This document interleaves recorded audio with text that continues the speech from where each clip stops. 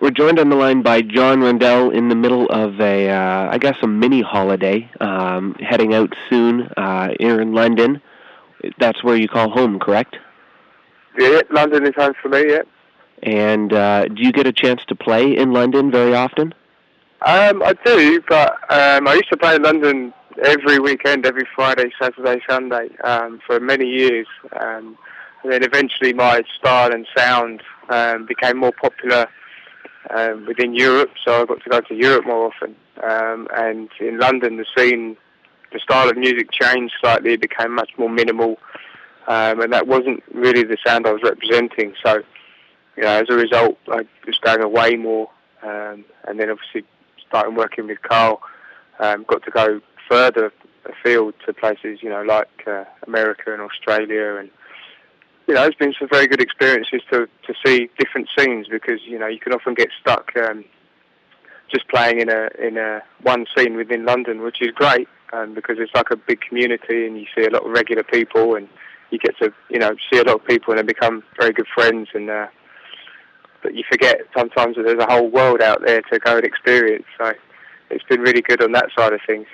Now, you're not too well known in Canada. You haven't had the chance to play here yet.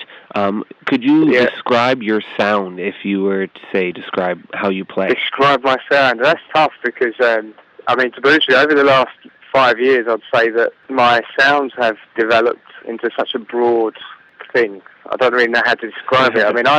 I grew up in the dance scene, going to big raves over here where you would listen to 6 different styles of dance music in the same room throughout the course of one evening.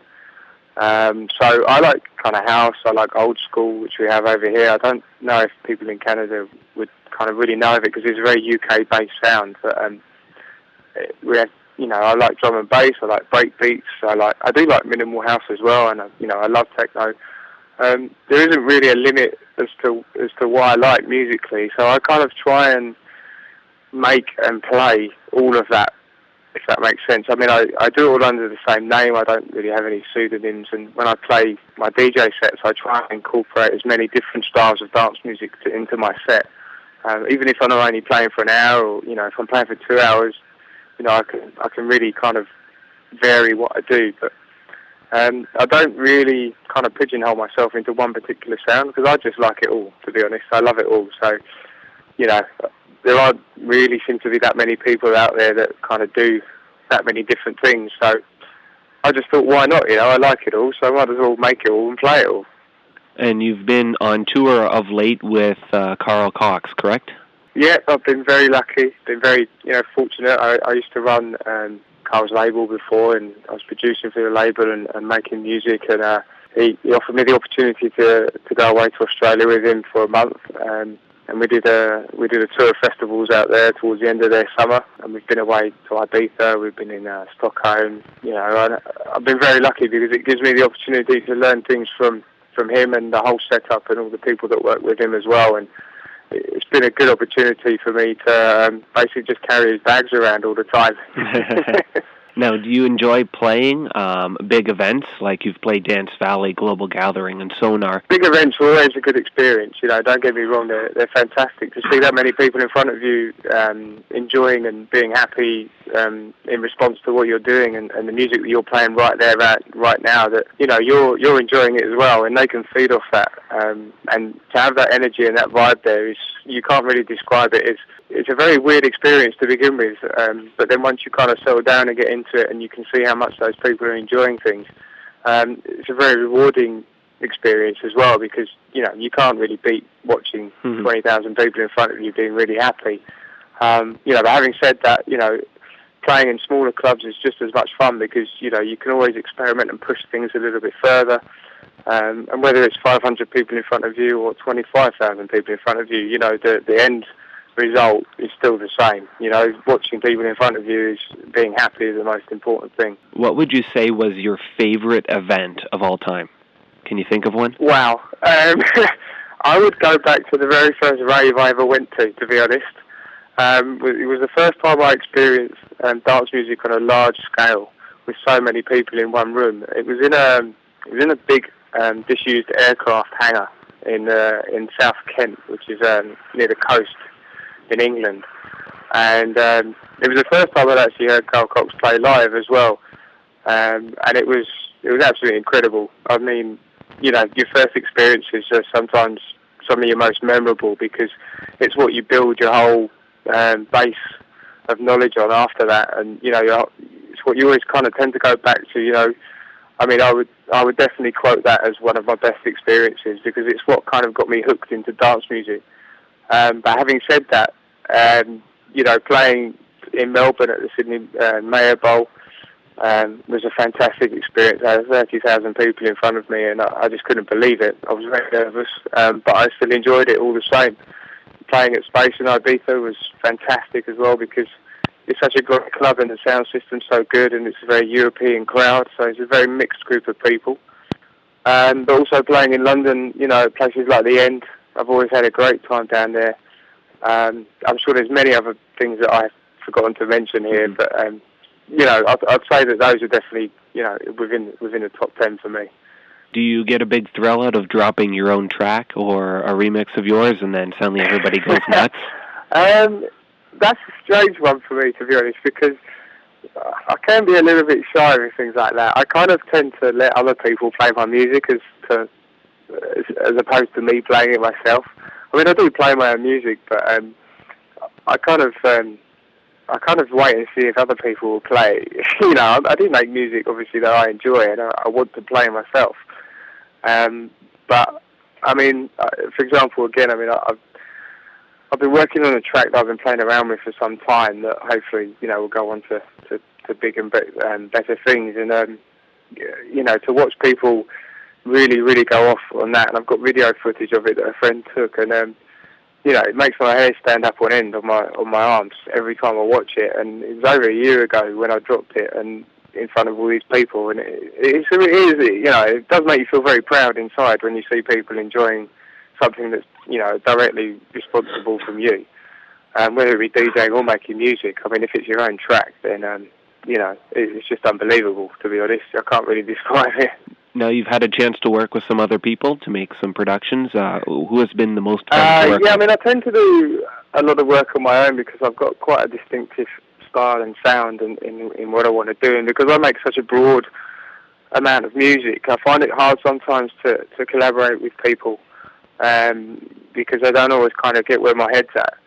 But I mean, in the past, I've worked with producers, you know, from when I used to play a lot harder, people like Paul Maddox, or, you know, I'm going to be doing some work with Ali Wilson as well. And I'm tending to work with, you know, because I'm up and coming myself, I tend to work with a lot of more up and coming producers, and we, you know, maybe trying to look to build our own vibe and our own little kind of community as well. And if other people enjoy that, then, you know, we'll be very happy. You know, in terms of remixes, you know, I'm working on certain things that, you know, hopefully will put me in front of more people. And then they can, you know, if they hear that and they like what they hear, then they can come and check out some of my other stuff. You know, in terms of collaborations, I'm not really doing a lot with that at the moment. Now, you're still doing some work with Intech Records, are you? Yeah, Intech's taking a small break at the moment. You know, we're looking to come back in the new year, hopefully. It's just very hard at the moment to run a record label of any size. You know, it's the kind of whole vinyl versus downloads debate is still very strong, and there's no doubt that downloads are definitely increasing month on month. But unfortunately, when you're trying to run a business, it's very hard at the moment for the downloads to compensate the loss of vinyl sales, because the markup on vinyl was a little bit higher. So, you know, you still have to spend money in promoting the music and pushing it properly through the right channels, you know, making sure the DJs are playing it. You know, it takes a lot of time, and it does cost a lot of money. And, you know, unfortunately, it just got to the stage where, you know, we kind of felt that if things were going to continue the way they were and to run a label of our size, you know, eventually we would just go under. And that would be a complete shame for the label to do that. So we thought, if we take a breather, reassess things, and, you know, come back, search and look for some really good, strong tracks, and maybe not release as often, because there is a lot of music out there, and to compete with everybody is very difficult. Would you say that's the key then? Focus your releases to try to build specific... Yeah, definitely. I mean, for me, it's all about quality and not quantity, you know. And I'd rather spend my time and the label's time doing something that's really, really good quality, that the broad people, amount of people can enjoy, but is also true to the roots of the label, as opposed to just release something for the sake of releasing something every month. I think, once you get stuck in that rut, it becomes very difficult to find really, really strong, good tracks, and you kind of almost start to compromise a little bit. And, I think where it's so difficult for labels at the moment to take a risk on new artists, which I think is a real shame, because that's what Intech's always done. Intech's always supported new, fresh talent, and really put them in the window for other people to hear their music, and they've gone on to do great things, Label, for example, spawned people like Valentino Canziani. They help people like DJ Preach, who's Canadian. It's a global label at the end of the day, and it doesn't matter, where those artists are based. We will do everything we can to help them.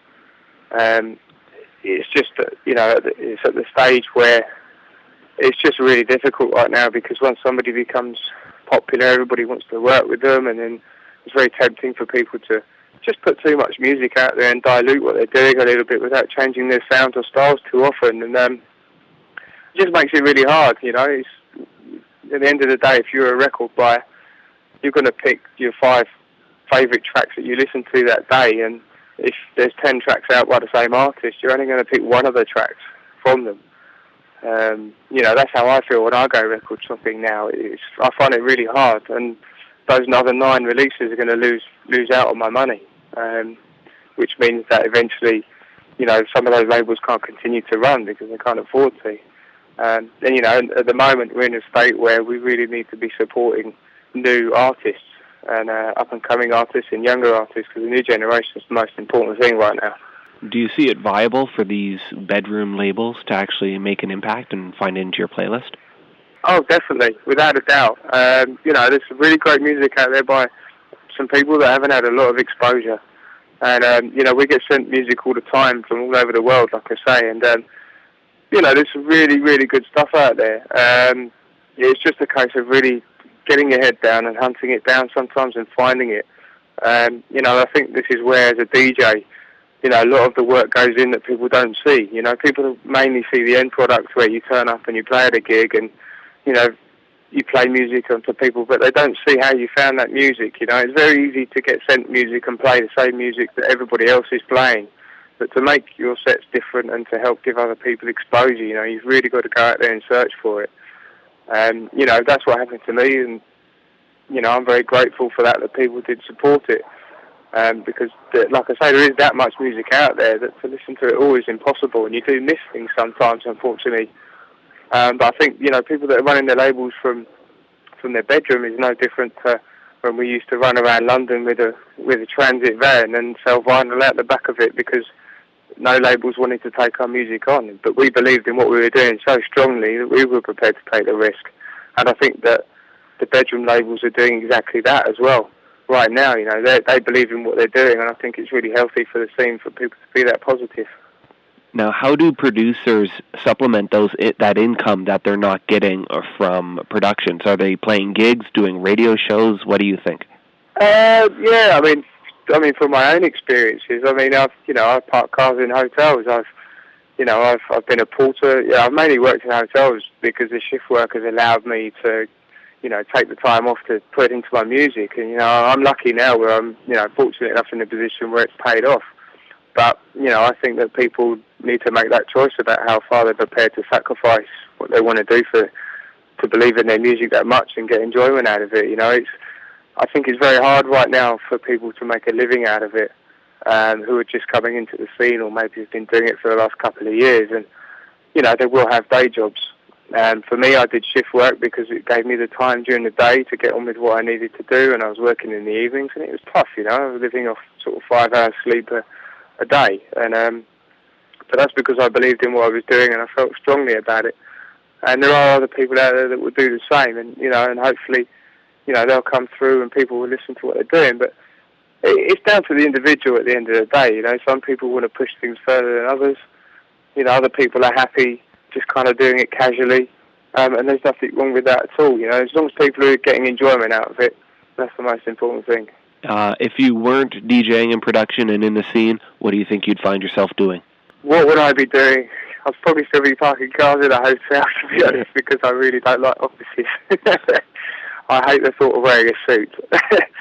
I mean, I played a lot of sport when I was younger as well, so one of my dreams was to be a professional football player, but unfortunately that didn't work out. But that doesn't mean I don't like my music as strongly, because that was always there as well. But, you know, maybe I'll be playing football, or I'll be involved in football in one way or another, maybe, you know, being a football coach. I mean, I guess you'd call it soccer in Canada as well, but, you know, that's probably what I'll be doing, to be honest with you. You know, being outdoors, doing something that's kind of more vocational than kind of a bit more monotonous in an office and going in and doing the same thing and travelling in rush hour all the time. You know, that's not really me. I'm not that kind of person. And what is it you have planned in the next couple of days or weeks? The next couple of days, basically, well, it's Friday here today. I'm in the studio all day today. I'm going to do some more studio work tomorrow. And then Sunday I'm going to rest. I haven't got any gigs this weekend. Then over the next couple of weeks, I have some UK-based gigs. One in London, one in the north of England. So yeah, I mean, you know, generally concentrated on making as much music as I can between now and Christmas, because it's a lot colder now in the UK, so I like to stay inside, which means I become more productive. And finally, any new releases coming out? Yeah, there's a few coming out within the new year, like I said. I'm currently working on some remixes and covers of some pretty big classic tracks that I'm hoping will be released by the original labels. But for the rest of the year, to be honest with you, it's pretty quiet. I'm kind of trying to build on a new sound and a new style that incorporates all the sounds and styles that I like within one track. And you know, working on that and trying to make sure that's really tight and really nailed. You know, in terms of original material, I've just had a release out on a small label called Hard as Funk, which is one of those kind of labels that is run out of somebody's bedroom. You know, they're very passionate about what they do. They believe in certain styles and sounds. I mean, those tracks are more techno based, and they're probably available on Beatport now because it's out. I had another release recently on Trevor Oct's label called Mentor. You know, that again, they were very techno-led, quite melodic, very uplifting. That's kind of what I tend to do with my techno. You know, I'm not quite heads down and thumping. You know, I like to have hooks in my music, and you know, I like it to be a little bit sexy.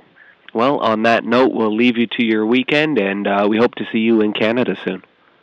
Yep, I hope to be there sometime soon as well, and I hope you have a good weekend too.